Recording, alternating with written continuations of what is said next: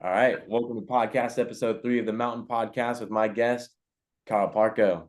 Kyle, welcome to the podcast, sir. Thank you, brother. Thank you. It's nice to Happy to have you. be here. Yeah, no, it's nice to have you on, man, and to have you such a great guest at podcast number 3.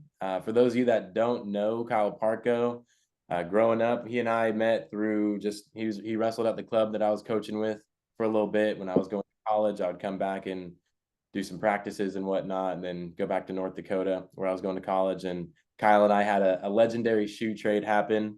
Why don't you speak on that a little bit, Kyle?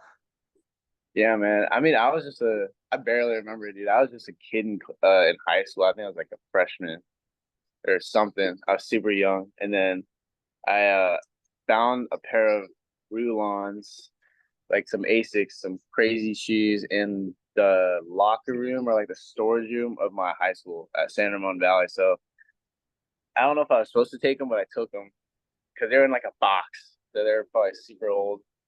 And for anyone that doesn't know, they're like a super old wrestling shoe, but they're super. Even now, they're super sought after. But I was practicing, and then Carson came up and he was like, "Yo, dude, they're sick." And then we worked out a trade. I got some cool Nikes in return because I wanted to wear them at the national tournament in a couple months. I think it was. So we made a shoe trade, and that's how kind of how we met. And then we kept wrestling after that, and then we just know each other from there on. We just see each other every time I came back home since college. So that's how we met. Yeah, yeah. We know a lot of the same people. I mean, wrestling community's pretty small. And for those of you that don't know who Kyle is, he is currently wrestling at University of Iowa, go Hawkeyes. And his journey started, I mean, he'll probably speak a lot more about this, but yeah, he started in the club, Tri Valley Elite, went on to wrestle at San Ramon Valley, freshman and sophomore year of high school. And yeah, if anyone knows wrestling in the Bay Area now, like Kyle was a dog. Like everyone just knew like this was the next guy to come up. And San Ramon Valley just didn't have like the coaching or the room to really just get Kyle to where he could be, his potential could be. And so then you went to De La Salle, started training with CYC, getting really good at Greco. NCS champ junior year, state Yeah, qual. I won NCS my sophomore, junior, and senior year. Okay, so three-time NCS champ, and then you went De La Salle junior and senior year. Didn't medal at the state tournament junior year. Yep. And had an explosive offseason, won Fargo Greco, which just happened this last weekend, and then second De La Salle state champ in history, correct? After Peyton Yes, O'Malley. sir. Yep. Second one. Yeah, so then after that, exploded his career into college. On the college scene, a lot happened at Fresno State. That will probably speak on a little bit later, but All-American at Fresno State in 21. Then went to transfer to ASU, All-American there in 22, All-American in 23, All-American in 24. And just regarded as one Sure. of the best wrestlers in the country right now, and just transferred to Iowa, looking to get his first national title. And so, yeah, what is the origin, Kyle? Like, what got you into wrestling? What got you really going on this journey? I think I'm a Filipino. Like, I'm not tall, dude. I'm not big. I'm a little bit bigger now, but I wasn't big growing up. So I think my dad got me into first it was taekwondo because you know I can do football or soccer, any of those, maybe soccer, but not basketball or any of those really popular sports. So he put me in taekwondo, and then he put me in jiu-jitsu, which is really fun, and then put me in wrestling. And I was doing jiu-jitsu and wrestling at the same time when I was a kid. Then eventually I transitioned just into wrestling because he knew that wrestling could get me into college and get me a scholarship. Because later down the line, he told me, he said, "Yeah, I'm not paying for your college. I didn't want to pay for your college. I couldn't pay for it, so you're gonna have to pay for it yourself." So I didn't learn that till later, but yeah, he got me into wrestling, and then I think it was just something I was really good at, and I was small, like I said, so I was a little Asian kid out there kicking people's butts, so I liked it a lot. I didn't really know nothing too much about what I was doing. I just knew I was kind of good at it. And then slowly, as I started getting older, I started having a passion for it. So I started falling in love with it. I was watching YouTube videos all the time. kind of getting that falling in love with wrestling type thing that everyone goes through. So I went through that, and that's kind of just how it started, you know. And I was always a combat sports kid, so I was never like I said, playing football. So I was kind of jealous as a kid, but then I started growing up. I was like, you know what, this is like my thing. You know, I'm proud of it. This is who I am. This is what I do. So it was never like a lot of kids. It wasn't my choice. You know, I didn't pick wrestling when I was 6 years old. You know, my parents put me into it, but I'm glad that they did ever since then because it's led me on a path to do a lot of things, travel the country, open a lot of opportunities. So this is my life now, basically. Yeah, no, that's awesome. And what was the transition like going from San Ramon Valley to De La Salle? Like growing up, what did you grow up in Danville, San Ramon? So that was just like the neighborhood high school to go to. So what was Yeah.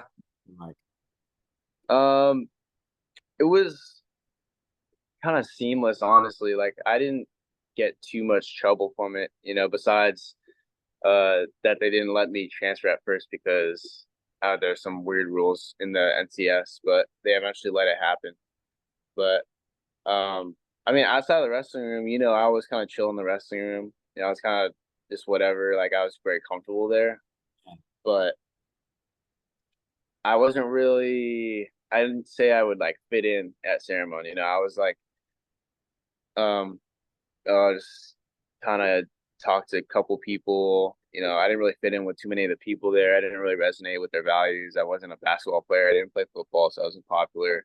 But everyone knew me as like the wrestler kid because that was basically the only one on the team. You were talking about it earlier that Carson was being nice. He was being nice about Ceremony that they didn't have the coaching or the wrestling team.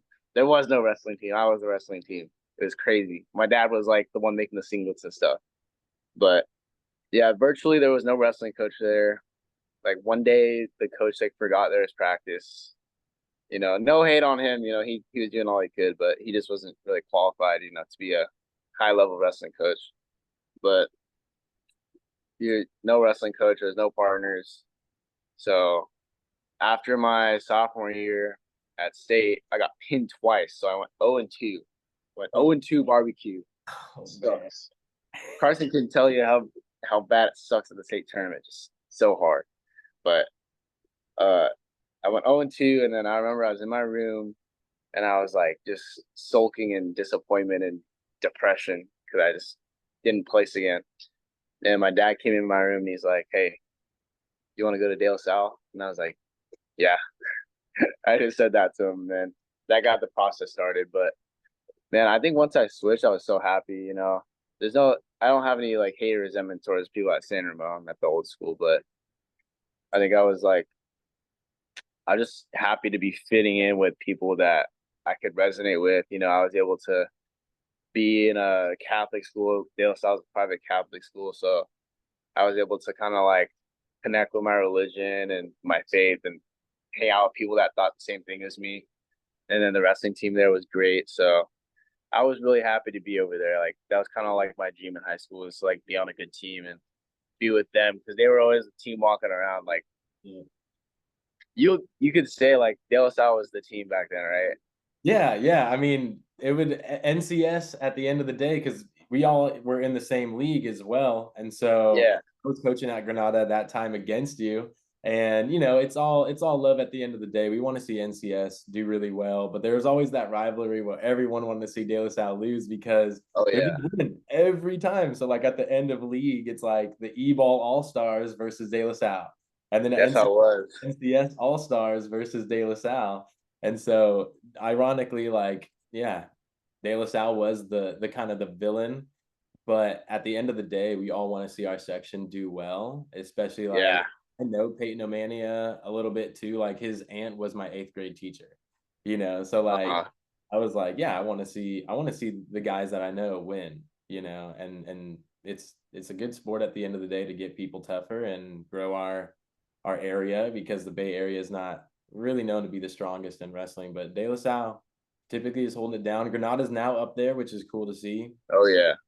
Putting in a lot of work, but yeah, De La Salle it was and really has been the team to be in many sports. So yeah, fitting in with a good team is definitely definitely something that you did. Yeah, that e-ball is crazy. You said that like the e-ball, like the all-stars, it was really that because at the end of the league tournament, yeah, I experienced both sides of it. You know, I was at the public school and then I went to the enemy. But on the public school side, it was literally like the best of the best in even in NCS, and then it would be like all De La Salle guys in the finals, and then you could just hear the crowd like everyone's going for the guy that's from E-ball or from any other section, and then everyone from De La Salle just getting booed. Like every time they're stalling, every time they get taken down, everyone's cheering. It's crazy. But then when I saw the opposite side of it, I was like, yeah, man, everyone hates us. Let's go. Like, Yeah, that energy feels a little differently. yeah, it was cool. But I think it also helped our section because then we were competitive about it, you know. It's like it was probably like in the central section how like Buchanan and like a small school is. Yeah. So I think that was good for us. But no, that transition was awesome, dude. I think that was like one of the best times of my life was when I was kind of like still finding myself as a person too, like as a kid in high school. And shout out to my parents for even coming up with the money and the resources to even send me there, you know, because it ain't cheap. So I always think about how grateful I am for that. Because that really helped me develop as a person. I made some good connections with a lot of people, and the people at Dale Sal are always, you know, the best to me. And those are really good people over there. You know, really good, true people, genuine people help me out. You know, even to this day. So shout out to those guys. So they're pretty cool. Yeah, they got a good thing going. You know, they got great coaching, great culture that they've always had there. So yeah, that's cool. And then so you transition into De La Salle, you wrestle your junior year, win NCS again, but then what happened at the state tournament that year? Yeah. So my junior year, I was doing great. You know, I was doing well.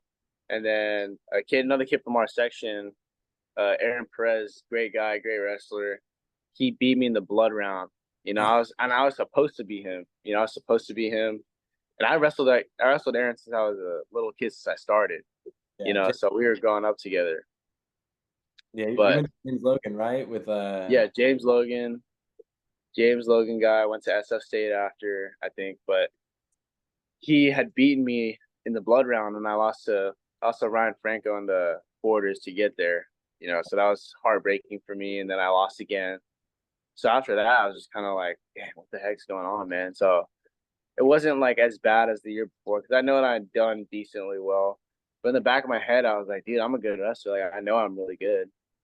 Like I think I put the work in, and I know I'm. This is all I do. I'm like should be really good. I should be state champ by now, or at least placing. But not always see like guys walking around like, oh, that guy's a 4-time state placer. That guy's about to in the finals. Or this guy's doing this. I'm like, dude, come on. Like I know I can do that. Like I should be right there right now. So then we went into like the summer and at CYC or in De La Salle and stuff, Greco's a huge thing. So like Greco Roman is a huge thing because Coach Mark Halverson was the Olympic Greco coach. So he's really good at Greco. I don't even know how that all started. I don't even know why he's good at Greco, dude. He's just a Greco legend. Like he was literally like a ghost. Like he walks around and he's freaking that guy's good at Greco. Like he would not say anything to anyone. Like he's freaking like savage. His aura was crazy. But yeah, as the kids would say nowadays, the aura is crazy. But yeah, that summer I went and I did Greco. I remember like the first practice, dude, I like broke a rib or something. I hated it. I was like, this sucks. Like I just shoot takedown or something. And then slowly I started getting better. And that summer, 2018, going into my senior year, I won Fargo. You know, I remember being in the finals. I was just like, can't believe I'm here. You know, like I was getting thrown on my head literally weeks earlier at like the Halverson Memorial, or it was like the Greco tournament that CYC does. I was really getting thrown on my neck, on my head. It's crazy. And then fast forward, and I won the tournament. So I think after that, that kind of boosted my confidence. I think that was like the bump I needed to finally start like believing in myself. And we'll probably talk about it more, but I'll start by saying like that mentality of switching to something that you really believe in and giving yourself the confidence and just going for it. that was, I think, the thing that pushed me. So like that from there on is kind of that point where I started like shifting gears a little bit. You know, I started doing a lot better in my matches. I ended up winning Doc B. I ended up winning Battle for the Belt. You know, these really big tournaments in California. And then, you look at this dog. This dog's like, Oh, that's fine. We love all dogs. dog's huge.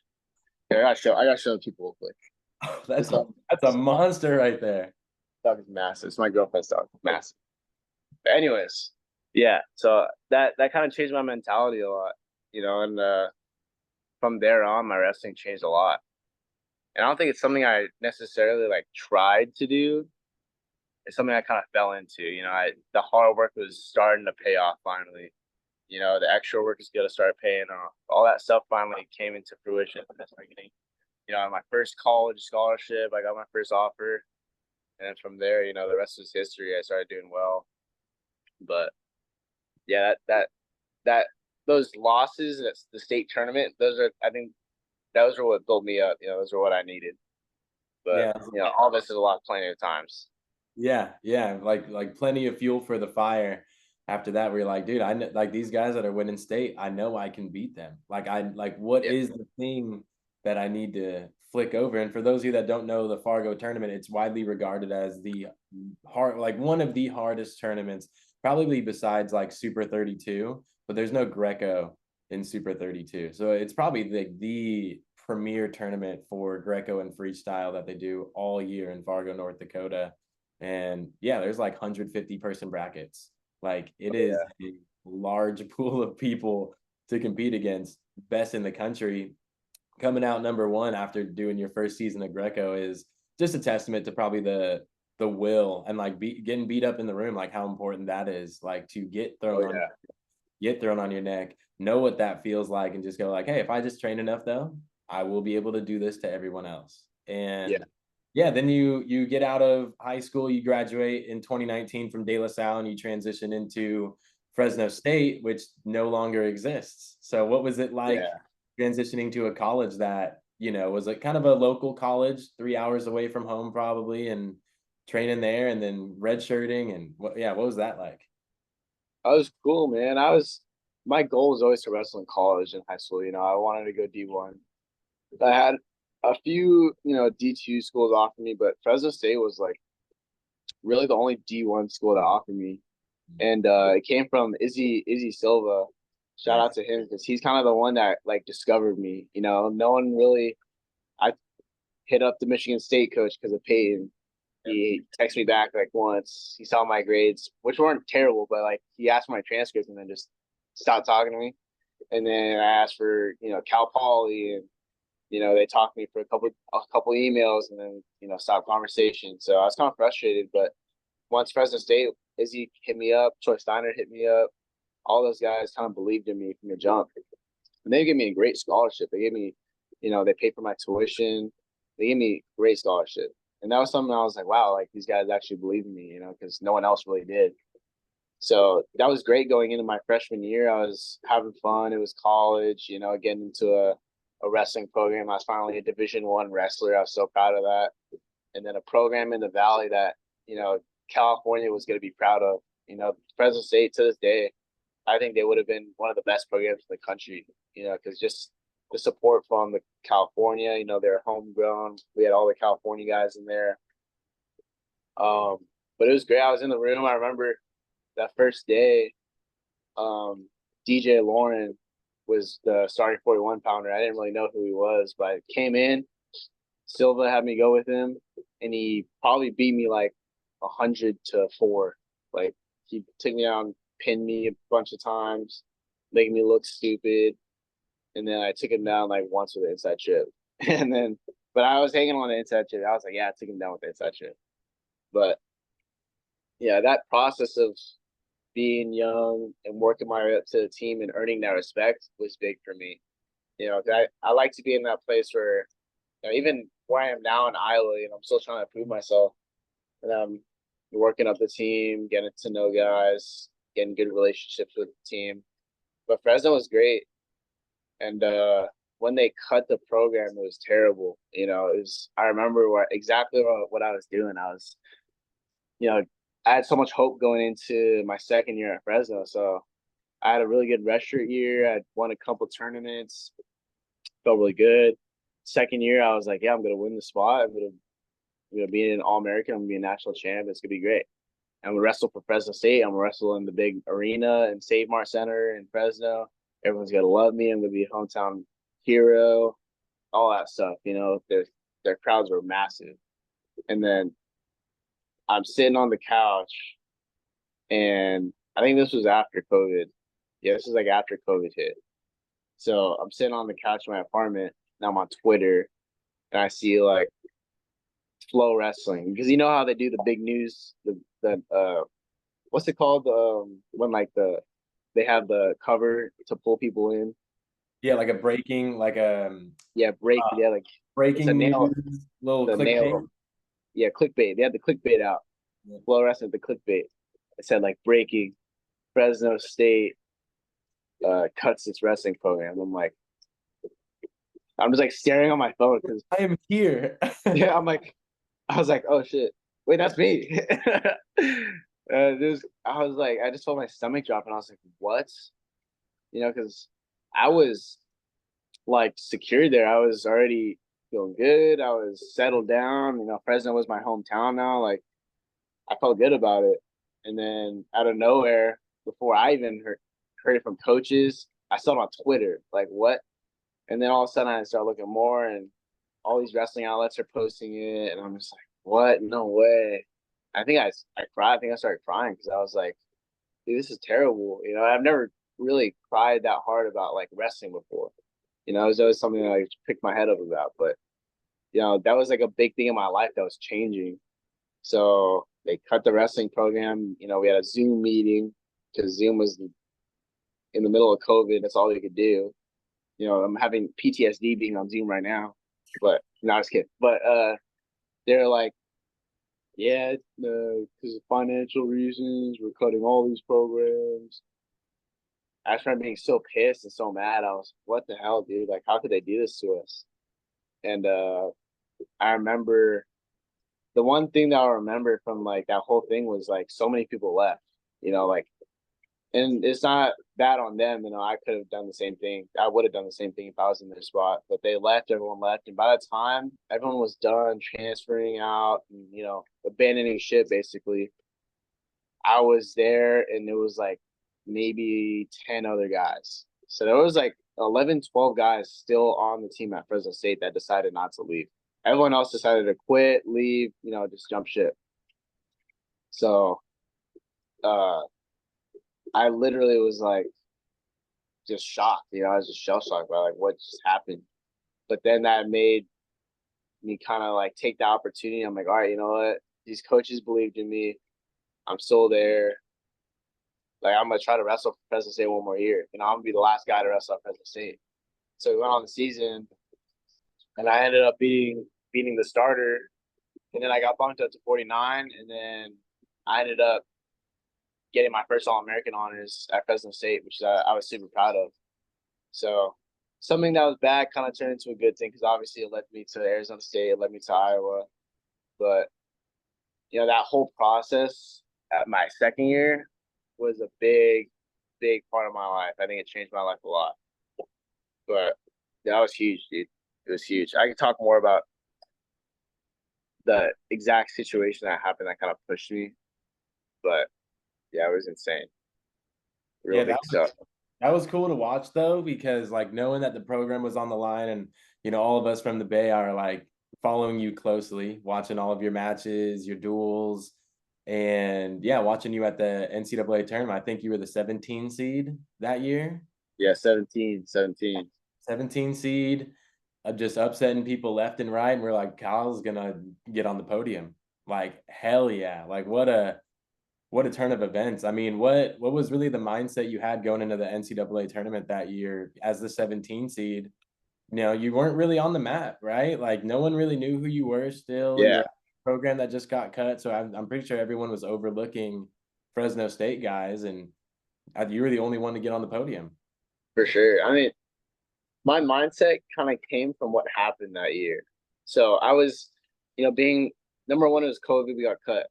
So that was already a chip on my shoulder. I wanted to prove Fresno State was here. I had a lot of pride about my school. And then the second thing was I had gotten a wrestle off opportunity and I won the wrestle off. Mm. And then stuff worked out where I had to get bumped up. So coach made a decision, hey, we got to bump you up. And it was last minute. So it was very last minute. And it was like I don't know, maybe a few days before Big 12. So the conference tournament, Big 12s, the whole year I'm a 41 pounder. I've been sucking down weight. I'm a 41 pounder. My body's small, I'm good for 49, 41s. And then like a few days before Big 12s, he moves me up to 49. So, there was a bunch of drama, but I was pissed. I was like, dude, like that was my spot. Like I won it. Like I was ready to go, and that was mine. I was ready, All American. And then I talked to couple people. Casey Stern was one of them. Really good college wrestler back in the day, and then Rich Bailey too. Rich Bailey is so much. I still talk to him. I hung out with him the last month, but those two kind of convinced me like, hey, this is still doable. 149 is just a change of weight. You're still gonna beat these guys. So they helped me in that sense, in the technical sense. Casey was just like, hey, move your hands a lot, keep moving around, do your thing, use your speed. So I listened to that a lot, and then I listened to Bailey's coaching like I always do. And then I used those two things, that just like passion and like anger from, not getting what I wanted, and then also from being cut. There's a lot of things I was just like, dude, what the hell? So I think something like deep down in me, I think something that like I'm kind of built with is like, dude, F all that stuff, like I'm just gonna do me. Like I'm just gonna do what I'm gonna do. No one can tell me crap. I'm coming from an underdog. No one knows my name, and I'm a nobody, and everyone thinks we're going to. And I was like, that's great. Like that is what I'm gonna do. Like that's what they think. Like fuck that. I'm gonna go and win. So I went to the Big 12 tournament. My first round, I beat an All-American. So, I got the bracket, and I'm like, dude, this guy from Iowa State's an All-American. In the back of my head, I was like, dang, this sucks, What a bad draw. A terrible draw, dude. Yeah. And then, but I was like, no, dude, this is like perfect. Like, I'm gonna go and beat this All-American, and I'm gonna go and win the tournament. Qualify for NCAA's. So I beat him, and that was another moment, kind of like that moment when I won Fargo. That was that moment where I'm like, all right, like I'm here on the college scene. Like I'm here. This is me. Like I'm turning heads now. Like everyone's gonna ask who's this guy, and that kind of drove me, and it kind of lit a fire like inside of me. Like I feel in my stomach, like this is what I live for. And then I went to the tournament. I ended up dropping a match, but then I ended up beating him again for third. So I got third at the Big 12 tournament, and that set me up for the 17 seed at the NCAA tournament, which is. It sounds like not very good, but for the position I was in, 17 was probably the best I could get. Yeah. So I'd take 17 over 31. So I took 17, and then shoot, man, the NCAA tournament was crazy that year. I think COVID again, so there was no one in the arena. And then my first round, I had an overtime win against Army. That one again was a great win. I was hyped. I wasn't supposed to win the match. And then I lost to Sammy Sasso. I had a big match against Sammy Sasso. I took him to the brink. I lost by a point. Yep. And he was the number 1 seed. So even though I lost that match, that was another match where I was like, I'm proving myself. It was my mindset, right? It was my mindset. And I remember being in the match, and I was like, I'm going to beat this guy. I was telling Steiner, I was like, let's beat this guy. Then I lost by a point. It was terrible, but I came off the mat. And then this is the feeling that I love. I love this feeling. I'm walking in the tunnel, and everyone's like this, like looking at me, like like at the corner of their eye, like, oh crap, who's that guy? So I love that feeling, dude. I think that's one of the things, like my values that I like a lot. One of the things that pushes me is I want people to recognize like the prestige. I want people to recognize this guy's like savage. This guy's great. Like this guy's no one's gonna mess with this guy. Elite, So energy walking through like that, like this guy's like I could just feel eliteness radiating from this just walking by. Oh yeah, I love that because I feel that from other guys. Yeah. I saw the champs walking through, and I was like, damn, that guy's good. I want that to be me. Mm-hmm. So I walked back, and like that pushed me absolutely through. And I'm getting texts, you know, I was like, I lost a match, dude. What? And people are proud of me. So I just kind of rode that energy. I ended up beating a bunch of guys, beating a bunch of top seeds. And then I ended up placing sixth.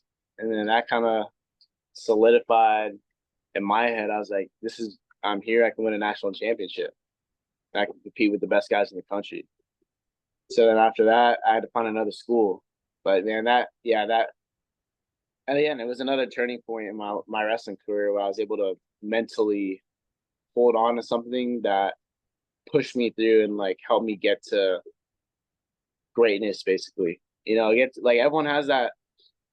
I think everyone has an experience where like, dang, I was flowing there. I was good. Like that was the best I've ever done in something. Yeah. So I think I had that moment, you know.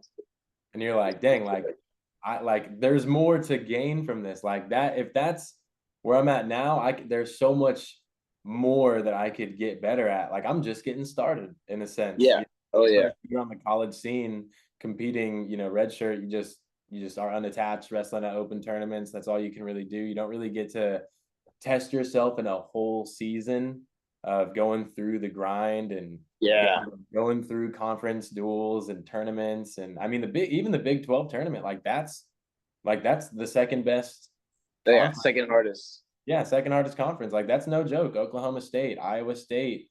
I think you got Northern Iowa in there, which has been coming up. And yeah, like that you got a lot of dogs that you have to get through just to get to the NCAA tournament. And something that you wrote down in my little questionnaire I send out is, you know, you had something happen that was really challenging with your family. Was that during COVID, Oh during yeah. 2020? Yeah. It was. No, I was at Arizona State. I was at Arizona State. Okay. So it was still the COVID era, I'd say. This was like my first year after. But yeah, I mean, so I transferred, everyone listening, I transferred to Arizona State. I got the call. I made the transfer. And then I was at the Arizona State, great year. I was having an amazing year. I was fitting in. I loved it. And I visited home for Christmas. I think it was. I went home for Christmas. And then I was great. And I came back to Arizona State.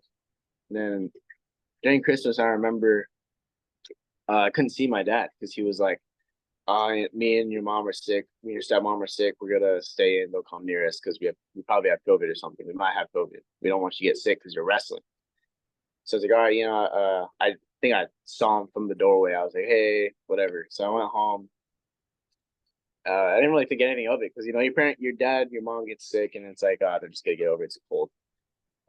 And then a couple days later, dude, I remember. I don't even know if I've talked about this, but for some reason, this is so weird. I'm always on the toilet, dude. Like I'm always taking a number two. But for some reason, I always get bad news on the toilet. It's like weird. But I was on the toilet. I'm sitting on my phone, you know, like everyone does. I get a call from my uncle. And I'm like, hello. And I'm like finishing up. I'm getting up. Super vulnerable position. And he's like, hey, I just could tell he was super heavy. And I was like, what? I was like, he never called me before about this, like anything deep, you know. I was like, what happened? And he's like, hey, like he's crying, you know, and he's like, hey, your dad passed this morning, or he's like, yeah, his dad passed this morning. And I was like, I just remember being so like I didn't know where I was, you know. I was like what? I thought I was in a dream. So I immediately got up. I remember I just started like I fell to my knees and I started crying. Like I was just like, what the hell? And I like went to my room and he told me, and then he got off the phone. And you know, like grief and sadness is a really weird thing. You know, after that, I'll never judge anyone for being, you know, having grief about a loss. Because my roommate walked in. He walked in and he's like, "Dude, what happened? Like, I hear you crying." I started laughing, dude. Like, I started laughing like it was a joke. I was like, like, I was like, in my head, I was like, "What am I doing? Like, why am I laughing about this?" And he's like sitting there. He's like, "What the hell, dude? Like, why is he laughing?" And I don't know. I just like after that, I flew home. It was a super rough like week. I think I was home for. I saw my family, and the roughest part was my brother had COVID too. So he was alone in his room. and he couldn't see anyone because the freaking like nowadays no one cares about it. You know, you're sick, you just hang out. But back then it was like you have to quarantine. So my brother was quarantined alone. No one could see him, and his dad just died. I just came home, and I'm like trying to hold it together. My family's all a mess. Everyone's a mess. And then Zeke Jones tries to get me to come back to wrestle. He's like, you should, he's trying to get me like to wrestle. I'm like, I can't. Like, just let me do this. Yeah. And then I need some time to like. Yeah, I need some time. Yeah. But then I slowly get back. I start working into it, and real quick, I started getting back into the grind, dude, because I know that wrestling was his whole, like, he wasn't a big wrestling guy, but he was a big get my kids into a success guy. So he was all about wrestling in turn. So then he was, always about hard work, wrestling, and just kind of doing your best. So I was like, that's all I can do now is like get back to wrestling and get back to doing my best. So quickly, like I went to his funeral in California in the Bay Area, and I drove to the Bakersfield duel from his funeral. So I'm just like, dude, I gotta, I'm knocking my head. I'm a team player. I want to be a team player. I want to, be there for my team. So I drove from the funeral and I started wrestling, and then I just went through the season, man. And I dedicated that season to my dad, and it was really rough trying to wrestle through it, through everything. I mean, before every match, I was, damn near crying. I was like, shit, dude, I just gotta get through it. But I ended up All-American, and then in my standard, I did super bad. I got 8th, but I got the All-American again. Now that's not where we're just trying to get, but back then I was like, okay, at least I did it again, Given the circumstances, like that's rough. Like a lot of people would just quit at that point. They'd take the season off, they'd quit, they would do something else because wrestling's hard in of itself. Like a full a college D1 season is already really hard. And was that your first year at ASU? Yeah, that was my first year. So I was like fresh transferred, still trying to prove myself again to the team. And that's a much tougher team than Fresno State was. They were like top 10 with you going in there and Zeke Jones taking over pretty recently. So like speak on just like the grit that you had during that first season at ASU. Yeah, it was so like you said, like they were a great team. And I had a lot to step up to because there was already like 4 or 5 All-Americans on the team. So I came into a really good team, and I think that first year at ASU was probably the best team we had because I stepped in and there was just a level of like everyone knows everyone here is legit. Everyone here is legit and everyone's gonna do their work. So it was pretty easy, honestly. Like everyone was just in a good room. The way Zeke runs the team is amazing. He's like super technical about everything. Everything's scientific. Everything is for a reason. So we had great training, great recovery. It was a great time. I loved Arizona. But in the room, there was, we had Jesse Vasquez, great guy. Another guy who helped me through everything. Ja'Cory Teamer, another really good wrestler. Trying to remember who was there at the time. There was a bunch of seniors that also graduated that were there. Brandon Courtney was there. Mikkel McGee. So our lineup was crazy, insane. From lightweights to heavyweights, we had hitters at every weight except for a couple. Yeah, Colton was there. Yep. Colton was there. So we had hitters, everywhere. And in Valencia, right? Anthony Valencia was still on the team? Yeah, Anthony was still there. Anthony was there. Absolute killer. So we had like a bunch of vets. Everyone was already a 1-2-time All-American. So we had a bunch of veterans in the room. But I had to grind, again, I had to grind, I had to prove myself. And I think that year it obviously got interrupted with that loss, but again, I was just trying to grind. I was trying to get that spot again. And I was back to where I started and trying to prove myself in a new place. And then the following 2 years, those years are kind of just, I think I was in a good spot, and I think I was just in a flow. I was good. I was beating guys.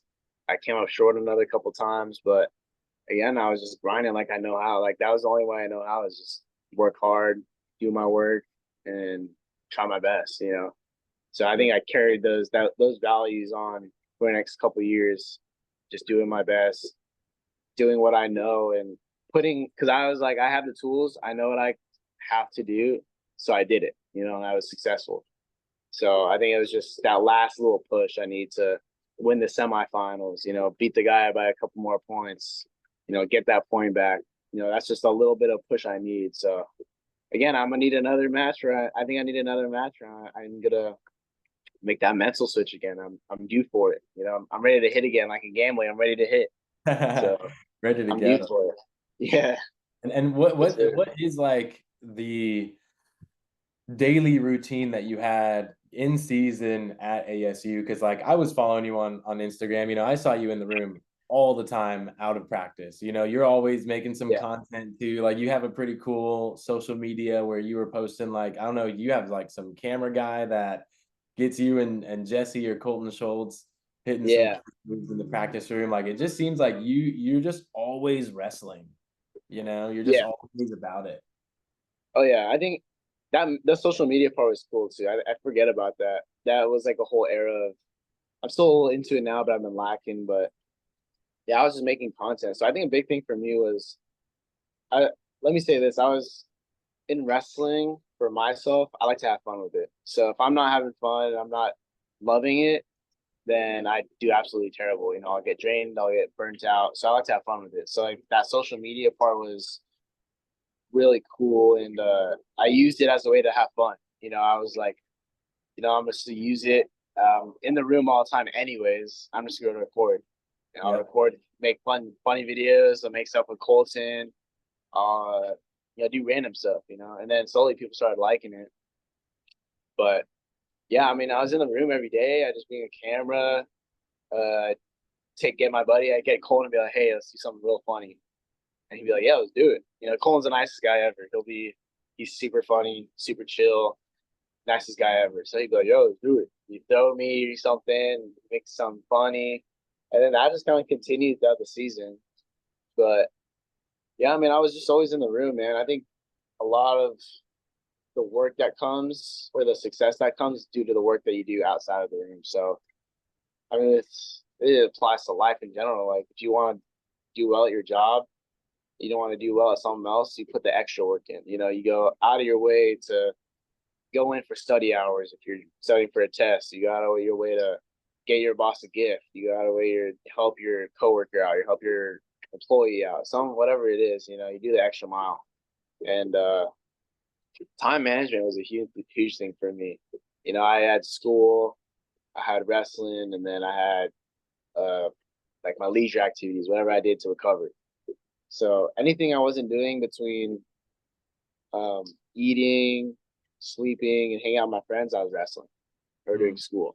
So mm, it'd be like I'd wake up, go to we had lift or something, so I go to lift, I come back, I eat breakfast, I have a class. If I didn't have a class, I just stayed home and chilled. But I go to class. I think my first year there, I had classes all day until practice. So I went to class. I was jumping around from class to class. Um, most classes I was just watching wrestling. So I'd sit in the back of my computer open, just watching wrestling. If I wasn't paying attention, I did fine in class though, and then I come back, get ready for practice, or I'd go straight to practice from class. Do a hard hour and a half, 2 hour, 2.5 hour practice. Come home, get my nutrition in, eat, do whatever homework I had, sleep, do it again the next day. So yeah. it's pretty busy, and I think a big thing for people in general is to have a good routine. I love my routine. I vacation is nice. Going out of state is nice. Going to see this is nice. But when I come back and I get into my routine, I love it. I something that speaks to like falling in love with the process. I Yeah. love the routine. I love going to practice. I love coming home and chilling on my couch, sitting watching TV, going to sleep, waking up, doing it all over again. You know, It and feels good at the end of the day when you're like, damn, I worked my ass off. Like I've yeah, earned this time to just chill out now. It's like 8 p.m. You just had your dinner. Like, oh yeah, yeah, Like Get the dude. you know how it is because you were a college athlete, and then even now into like your professional career, you got calls, you got to make sales, but you also got to eat, but you also got to work out, but you also got to call your family, hang out with your friends. So everyone has a little bit of taste of that. So I think your routine is super important, and if you can find your routine and maximize it, find things that work for you, tweak it a little bit to maximize everything. If you concentrate on that and do it for 100 days, 200 days, at the 300th day, you'll find something. So I think it's a big part of my success has just been the training. What Being do I consistent. eat? Yeah, all that stuff. All that stuff is big. When you go out and compete, when you go out and you sell something, that's just the easy part. But Yeah. putting all the work in, the sales calls, the conference stuff, the working with your team, the working out, the eating, all that stuff is what builds to let you do that 20-second call that you guess you freaking $1,000 and whatever. Yeah. That 7 minute Fun match part. you win the national tournament. That part is easy. That part is 7 minutes. 7 minutes in a thing like your life. That's easy. That's all you got to do. But it's the 7 days a week for however many weeks that you do. All that work is how you build yourself up. Mm. So I think that's a big part of my success. I think that's the thing I would tell other people and tell kids coming up, wrestlers coming up, people who are trying to be successful is just find your routine, man. Discipline, having discipline in it, just knowing like, hey, even if I don't feel like doing this thing, I got to do it. Like eating, for instance, is a big thing for wrestlers. Like, what are you eating during the season on a daily basis? Like the staple foods that make you feel good. They know you're going to be good on your weight, but they also, yeah, they give you energy to compete. Yeah, so I think I ate nutrition is an interesting thing. It's just like you see on social media all these things, all these fitness influencers.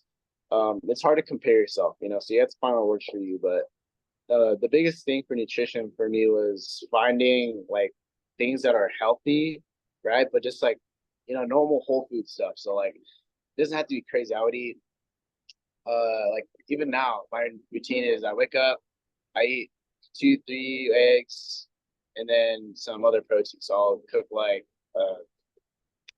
some like a burger or something, some protein, some meat, like ground turkey. I'll cook that, Yeah. eat that in the morning, and then at lunch before practice, like an hour or two before practice, I eat, and then it'll be like a carb. So I'll eat rice or a sweet potato, and then I'll go again with the ground turkey, something like that. And then for dinner, I go again with the carbs, the protein, then I have some type of vegetable. So I'll eat like spinach. Spinach is a big thing for me. I'll mix some spinach with my ground turkey, or I'll just put some random like broccoli on it. Yeah. And then in between there, I add little snacks. So, people overcomplicate it, I got to go on this specific diet, which is totally fine. Or I got to eat this time of the day, or David Goggins is telling me to do this, which is great. But like, yeah, just eat good food, eat stuff that naturally comes from the ground, naturally comes from animals. Don't eat stuff that's processed. And then, you'll find yourself later, oh, I lost a little bit of weight. And then also the thing is, I drink a gallon a day. So Yeah. obviously everyone's heard drink a lot of water, but when you drink a lot of water, your body burns off the fat a lot easier. And you feel a little bit better, you feel more full throughout the day. So those are the two things. Eat good, whole foods, and then drink a lot of water. Those two things compared with working out every day, you drop weight like nothing else. So And you that's feel like my good. diet. Yeah, like And that was all I was eating too. I would have like, yeah, sweet potatoes were a staple, and they still are. I love sweet potatoes, yeah, like you cook them man. right, they're candy. They're absolute candy. Get some rice, get a little I liked salmon, and then yeah, chicken, turkey, ground beef, like whole foods. Whole food, and they're so easy. Like they're the most simple things. You can make them taste good just by mixing them together, in my Yeah. opinion. And then if I wanted like to eat like a cheat meal, it's like moderation. I ate healthy a few days in a row.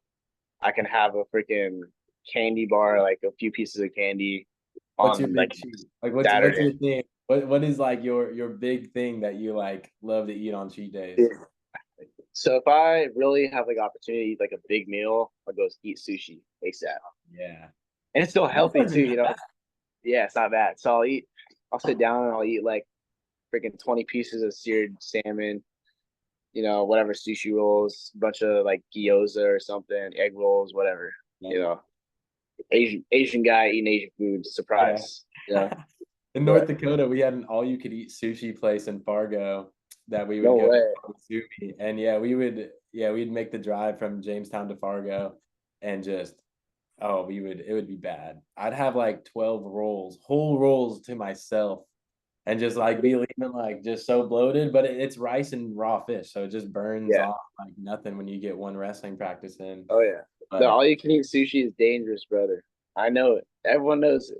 It's dangerous. it's a trap. It's a trap. But then it's so crazy because the next day, like I would get all the scale. I'm like, damn, did I really eat that much yesterday? Like it doesn't seem like it. Yeah, it burns quick. It gets off you Yeah. fast. So that's and nutrition's an important part, especially for these young wrestlers. Like they just don't know. I see kids that I'm coaching at Granada eating like Sour Patch after weigh-ins and just like just not eating any good stuff. And obviously they don't buy the groceries themselves. Like when you're in college, Yeah. you have that autonomy to buy things, but it can be positive or negative. I'm sure you saw this where there's kids that weren't really serious about wrestling, but they were just really fucking good at wrestling Oh on the yeah.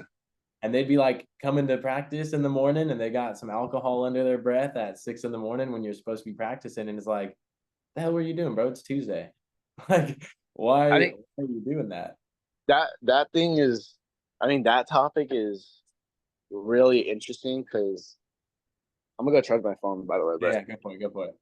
um, that topic is interesting because they'll as I got into college, it's pretty naive to just be like, if you work hard, everyone works hard, and you'll be successful. There are guys that don't work hard. Like Yep. there's plenty of guys that don't work hard and they're completely fine. I've definitely seen that. But it's really rare. And like I think it's important for guys to know that. Like not like you can't just be like, oh, so and so drinks and smokes, but he's really good at wrestling, so I should. And that's not like you're so unique and you're way different. Your story is not gonna be the same to his. Yeah, like what are the champions doing? Because I'm sure the champions, the ones that are leading the sport, I'm sure they're not doing that. Like they're, like that's, or even the majority of the people that are crushing it on the college scene, like they're probably not doing that, you Oh know. no. And it's I all think about I'm yourself with too. If you're around the guys that are winning, that are doing the right habits and having the right mindset on things, like it's going to rub off on you. yeah, like I think a majority of the guys are eating right, they're sleeping right, they're doing all the right things. Oh, your mic got a little bit muffled right there. Can you hear me? Yeah, now you're good. Now you're good. Yeah. So I think all the good guys are doing the right thing. So they're eating right, they're sleeping right. Um, they're doing all the right things, and it's definitely a trend. So personally, me, I want to do it. Most of the guys do. So it's definitely very easy to be like, oh, that guy just doesn't try. But you just gotta do your own thing. I Yeah. think it's super important to be an individual and not just do what everyone else is doing. Yeah. So Yeah. Do what works. Do what everyone else is doing in terms of like what's working at the highest level. But then, like everyone's different, especially in a sport of wrestling. Like that's why coaching is so hard because everyone has their own unique style of wrestling. Like one thing that you coach is not going to work for everyone. It's good to know the move or to know that this is something that you can add to your repertoire, but like not everyone wrestles the same. And it's tough coaching like general practices for especially like young kids like what I'm doing now when not all of them have the same skill set. Not all of them these moves at all in actual matches. But I'm sure we can talk a lot about that. I do want to ask you, like, what brought you to transferring now to Iowa? So Yeah. like that decision. So it came in the beginning of this last year, right? So I was um in the NCAA tournament, and obviously with the space now, there's a lot of NIL going around. So that was a brand new thing that everyone's kind of new on, and no one really knows about. But I knew that I can get a lot of NIL money, right? And I graduated, so I think I was like, I'm in a position to put myself in a good financial spot. So I knew that going into it, but I wanted to stay at Arizona State for sure, 100%. So I wanted to stay there, and I told my coaches that. I said, "Hey, I want to stay at Arizona State. I want to be here." Um, and eventually, it just kind of didn't really work out for me. They didn't have the resources, and a bunch of other stuff happened, but eventually, it just made sense to transfer. So, I graduated. I was ready to go. I gave my 3 years. I graduated. I did everything right. Um, and I had a lot of opportunities to go other places. So in my head, I was just like, I think I'm ready to go. I need to win a national title. I need to go somewhere where I can win. I need to go to a program that I know is going to support me and has history of winning. So I went. I made some calls. I decided to go to the University of Iowa. Um, they had a great program, obviously. And then, growing up, everyone always hears about Iowa wrestling. It's a lot of kids' dreams to go to Iowa. So I think that was huge for me. And going to like a storied program, I think I saw a lot of greatness at ASU, but I wanted to kind of jump to the next level. So I eventually ended up transferring. I moved out there last month or 2 months ago, and I'm still getting adjusted and stuff. It's a lot different. It's a lot. It's the Midwest. I was just in Arizona. I'm West Coast Cali kid, but Arizona is complete change.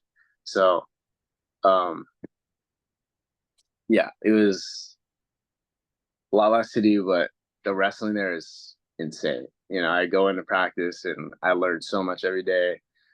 Um, they work our butts off, and we can talk again once I get a little bit more training, a little bit more time on the team. But Yeah.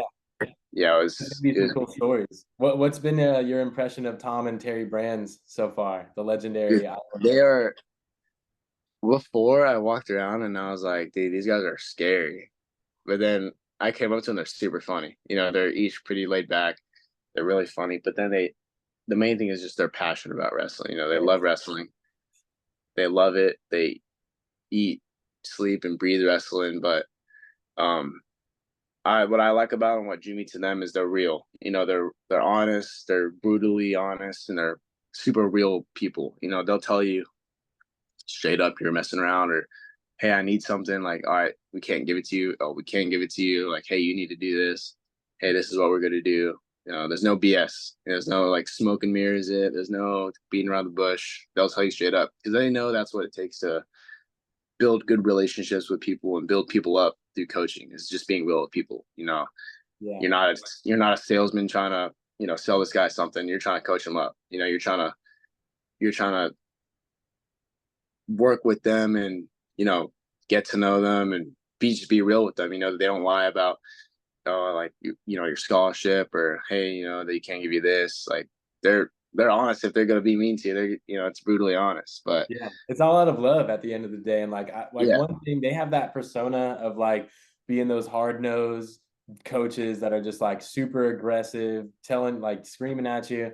And I listened to a podcast of an interview they did with Tom Brands coaching Henry Cejudo in the Olympics, and like what that journey was like. And it showed me a lot of compassion that Tom has, like coaching for his athletes. Like he cares so much about his athletes. And so I'm excited for you to even like just be in that environment and see how a person with your work ethic and your coachability, you've been in a lot of different programs with a lot of different coaches. That just shows you're adaptable and you're coachable, which is something that all coaches look for.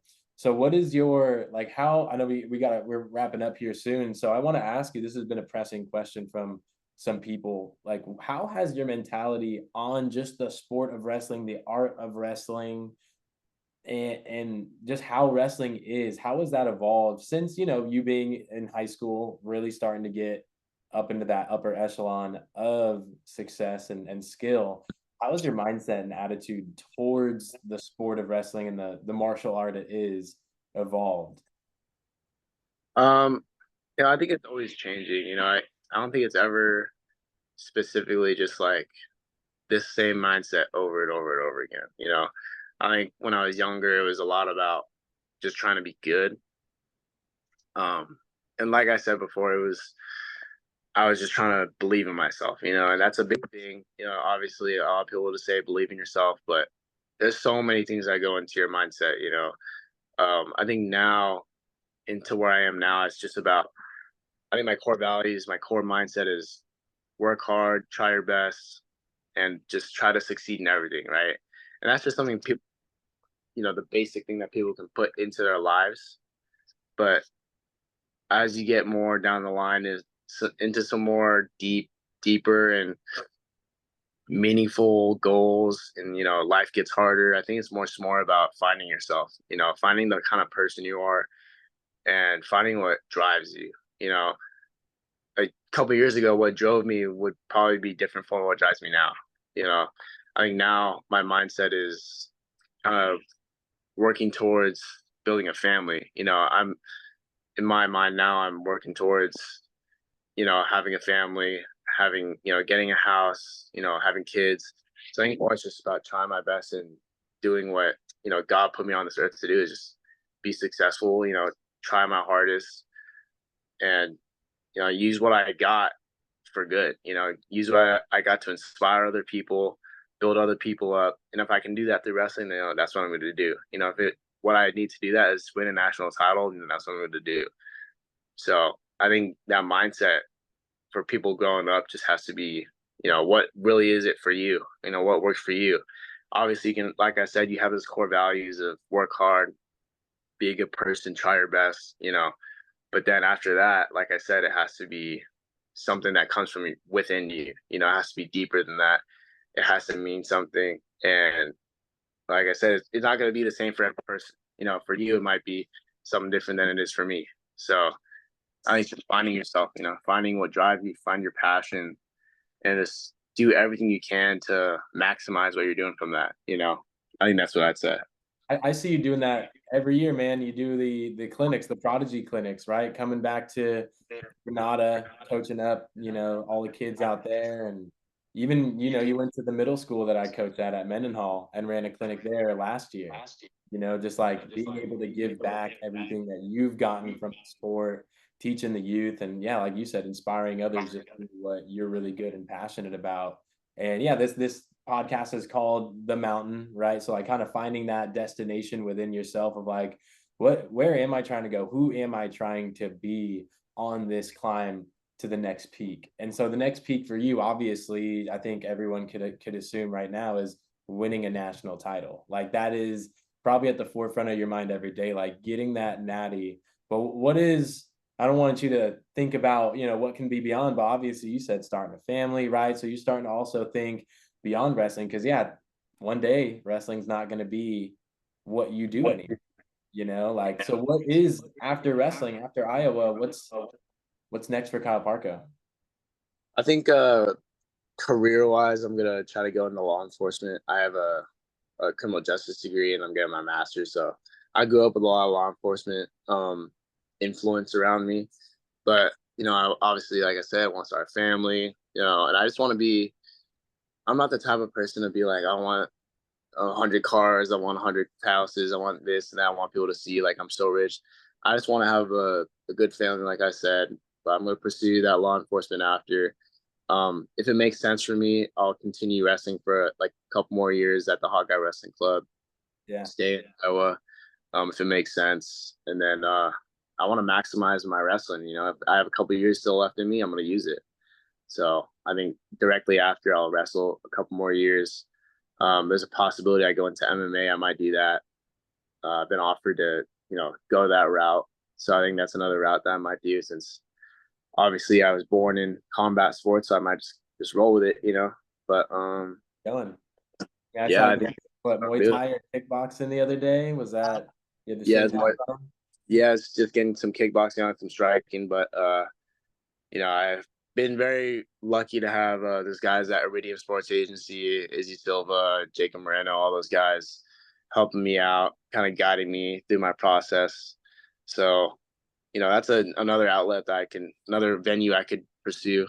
So I'm excited about the future. I'm very hopeful. But, at the end of the day, like I said, just want to start a family. I want to be, successful in that sense. I want to follow God. I want to be my family. I want to have children, and then my life will be to my children after that. Like my dad before me, I'll dedicate my life to my children. So, um, yeah, I think that's it for me on what I'm doing after this.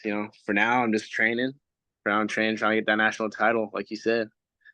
Hell yeah. And yeah, just so adjourning here, where can people find you if they want to follow your journey on the interwebs? So on the interwebs, brother, I'm on Instagram. My handle is Kyle X Parco. If you want to follow me on Twitter, my handle is Kyle O'Crap. My last name backwards is O'Crap, so OCRAP. So those are my two handles. If you want to follow me, I'll be on the Iowa wrestling page soon here as I get into the team. But yeah, that's my Instagram. If you want to follow my story, I post a lot on Instagram. I'll start posting more as I start doing a lot more stuff. But yes, sir. I think if you want to watch this podcast, go follow the podcast. I'll be back on soon. Yes, sir. With a natty belt, with that natty gold, that little plaque. Hell yeah, man. You're gonna crush it this season. I already Once know. I get the trophy, the first podcast I'm coming back and doing is this one, and you guys will see it. So Go. Hell mark yeah. my words, coming back with a trophy, and it's gonna be on this podcast. Let's go. Hey, I appreciate you, Kyle. Yeah, like, subscribe, follow the journey of this podcast, follow the journey of Kyle Parco. Just a great guy. And I'm excited to see what life has in store because you're a world beater. You're a world beater, man. And you have whatever you want in front of you. So go take it. Yes, Peace. sir. I appreciate you for having me, brother.